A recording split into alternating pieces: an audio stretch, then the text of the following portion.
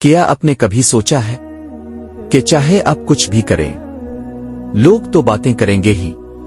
یہ سچ ہمیں حضرت لقمان حکیم کا ایک مشہور واقعہ سکھاتا ہے، ایسا واقعہ جو ہمیں آج بھی عقل، صبر اور زندگی کا اصل سبق دیتا ہے۔ حضرت لقمان اور ان کا بیٹا، ایک سفر۔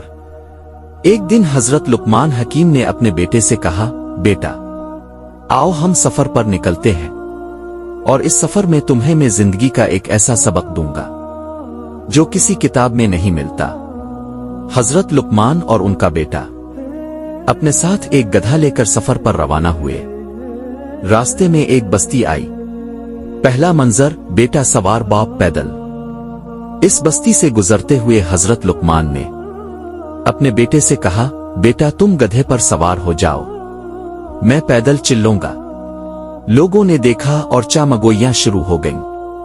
کہنے لگے، دیکھو آج کل کے بچے کیسے ہو گئے ہیں، باپ کو پیدل چلنے دے رہے ہیں اور خود آرام سے سوار ہیں۔ دوسرا منظر، باپ سوار، بیٹا پیدل۔ حضرت لقمان مسکرائے اور اپنے بیٹے سے کہا، اب تم نیچے آ جاؤ اور میں کچھ دیر سوار ہوتا ہوں۔ جب وہ گاؤں سے گزرے تو لوگ کہنے لگے، کیا زمانہ آ گیا ہے، باپ خود تو سوار ہے اور بیٹا پیدل تھک رہا ہے۔ تیسرا منظر، دونوں سوار۔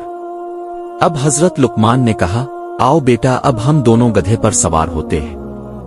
جب وہ اگلی بستی سے گزرے تو لوگوں نے شور مچا دیا، کیا ظالم لوگ ہیں، بیچارہ گدھا، اور یہ دونوں اس پر بیٹھ کر ظلم کر رہے ہیں۔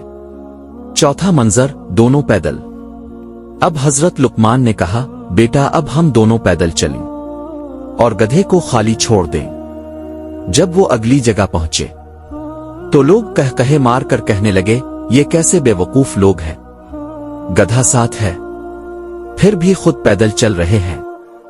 آخری سبق، حضرت لقمان کی حکمت۔ جب حضرت لقمان اور ان کا بیٹا ایک درخت کے نیچے بیٹھے تو حضرت لقمان نے فرمایا، بیٹا کیا تم نے سیکھا؟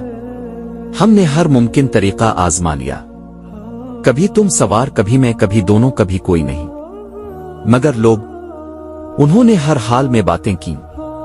پھر حضرت لقمان نے فرمایا، یہی دنیا ہے، یہی لوگ ہیں، تم چاہے جو بھی کرو، لوگوں کی زبانوں کو تم کبھی نہیں روک سکتے، اس لیے زندگی میں وہ کرو جو اللہ کو راضی کرے، نہ کہ لوگوں کو۔